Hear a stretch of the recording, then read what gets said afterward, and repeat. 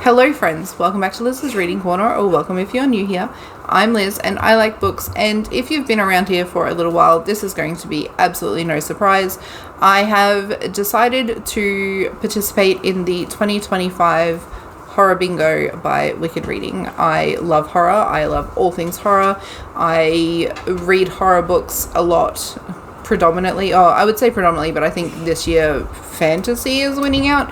But I read a lot of horror, I watch a lot of horror. If I'm not watching a horror movie, it's a horror TV show or it's a horror anime. Like, I read and watch so much horror. It's been a thing for most of my life at this point in time, because I think I was like 10, 12, like tweenish age when I read my first Stephen King book, and around that age when I watched Sleepy Hollow for the first time.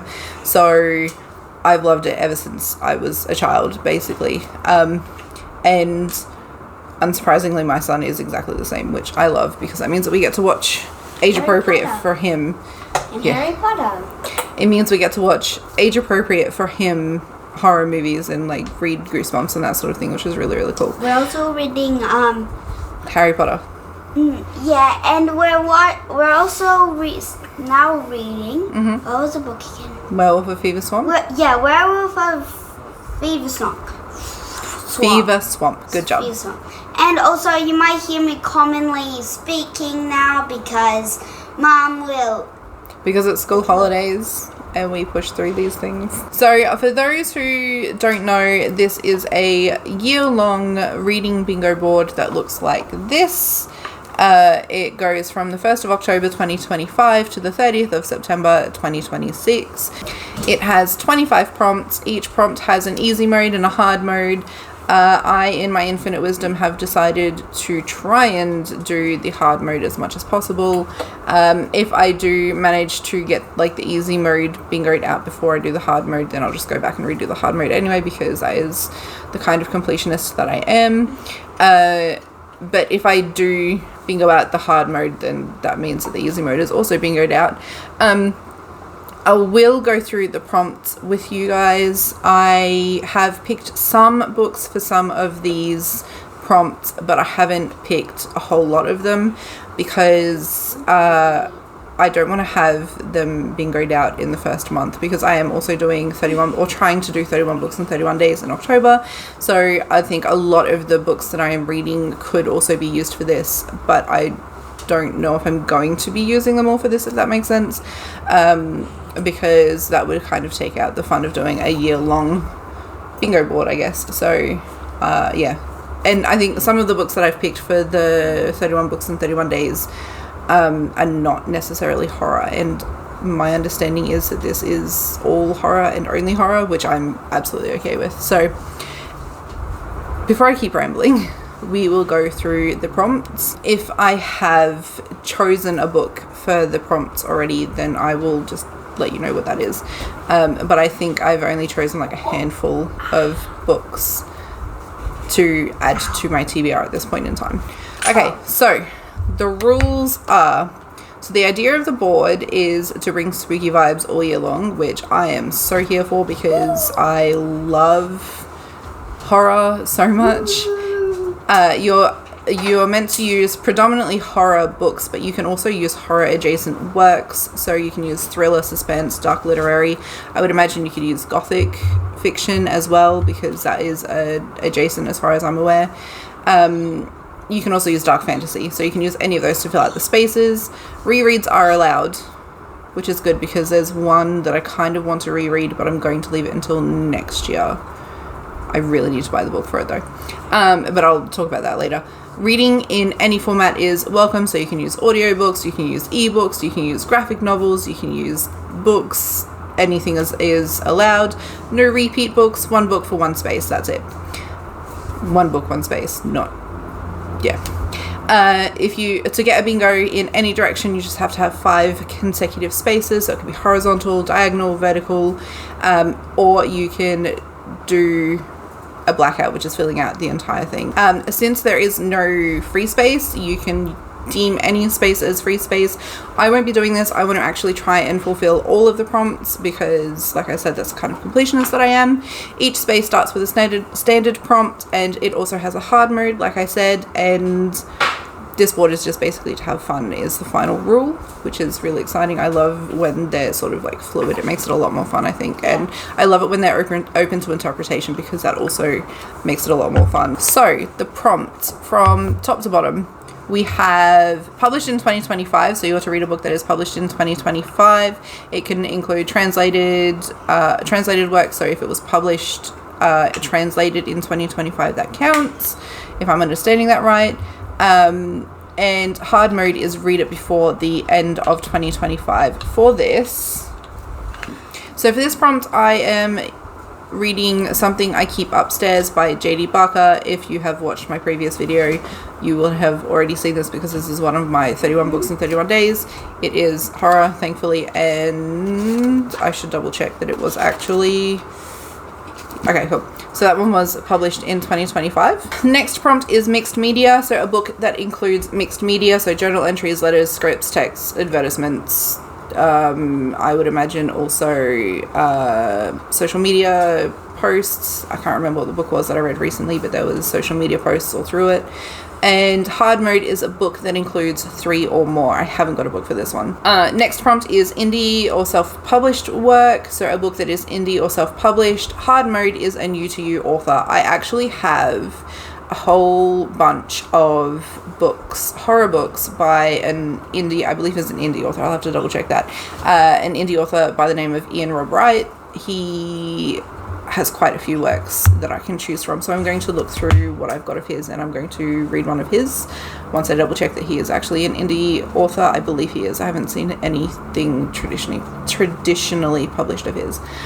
Next prompt, paranormal, a book that is considered paranormal with topics such as ghosts, alien abductions, psychic abilities that are unexplainable by science, and hard mode is that there are ghost hunters or paranormal investigator characters, which I have not chosen a book for. Next prompt is stolen from another TBR, so a book that you saw on someone else's TBR. Hard mode is to get the book from someone else's horror bingo TBR. I have only seen, obviously I'll be linking Wicked Readings video, her announcement video, or their announcement video down below, but I've also seen Tally from Tally's Library is, oh, I hope that's her name. I'm sorry if that's not your actual name. Tally from Tally's Library, I swear that's her name. I have a mental blank.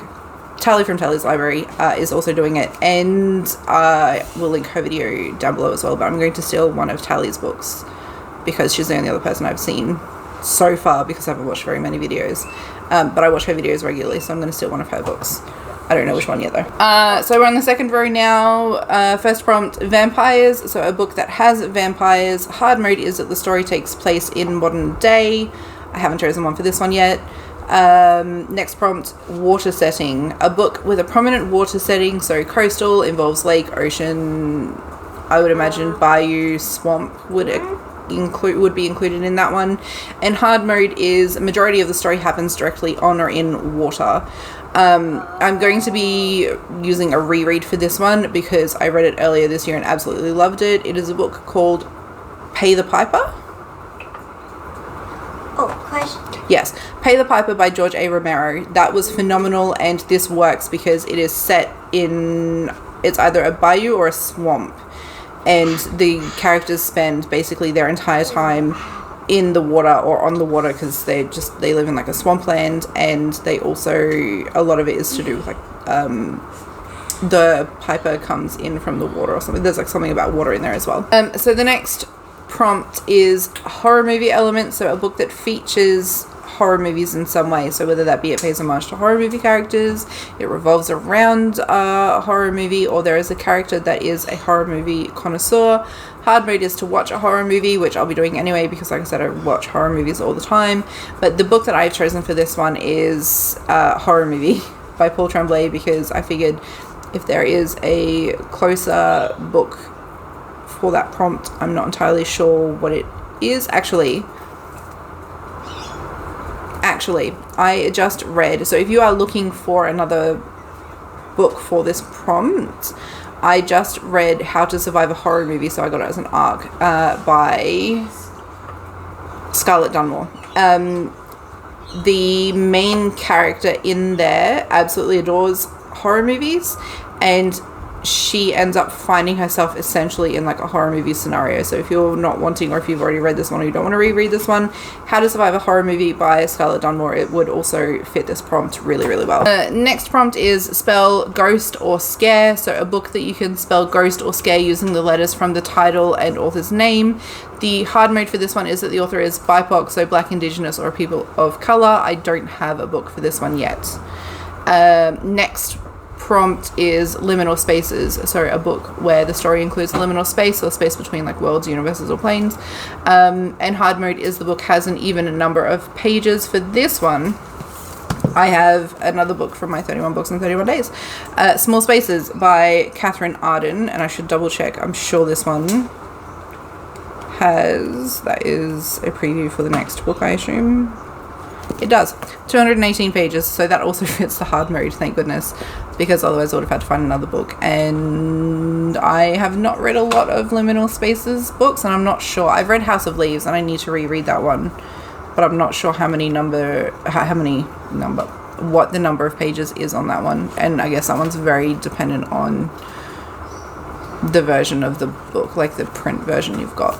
So third row, first prompt, a book that you have checked out from the library. Alternative is a book that you've borrowed from a friend if you don't have access to a library. And hard mode is to return it on time or in a timely manner. That's going to be almost any library book, because I borrow the majority of the books that I read from the library, thank goodness. So I haven't got one for that yet, but that one will probably be one of the last prompts that I fill. So the second prompt is picked by chance, so a book that is picked by random, so either a spinner wheel or a jar pull or a pet pick or whatever it is, a partner pick even, or if you get people to vote on a poll. And hard mode is that there is more than 10 possibilities. So the next one is a book that you've been putting off. So finally read a book that you've been putting off for whatever reason. And hard mode is to make it the first book that you fill out on this board, which I do have a book for, because otherwise I wouldn't be able to complete hard mode. So for this one, I am going to be reading Hellbent by Leigh Bardugo. I, for whatever reason, thought that I didn't like their books, but I've only ever read one of their books. I do annoyingly and unfortunately keep mistaking Leigh Bardugo for, I think it's like T. Kingfisher and S.T. Gibson, because they all seem to write very similar sort of books. But yeah, I've only read one of their books, so this one's horror.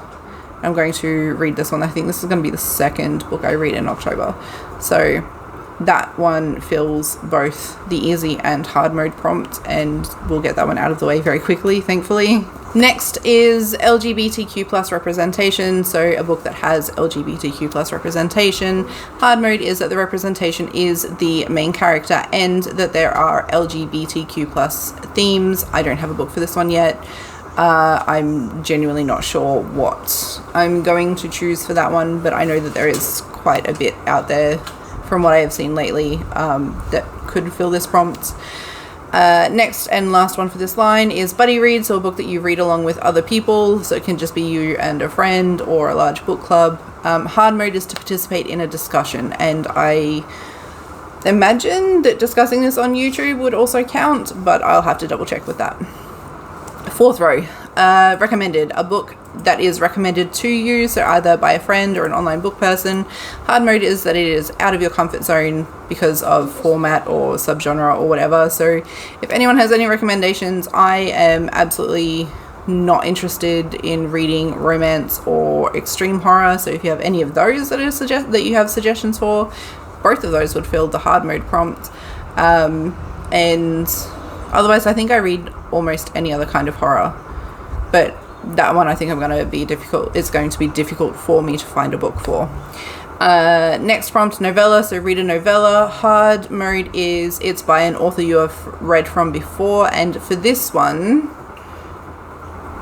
I'm going to be reading Night and Day in Misery by Catriona Ward. I have that on Prime Reading, and it's only like I think 40 something pages long, so that one works, and I love Catriona Ward's work.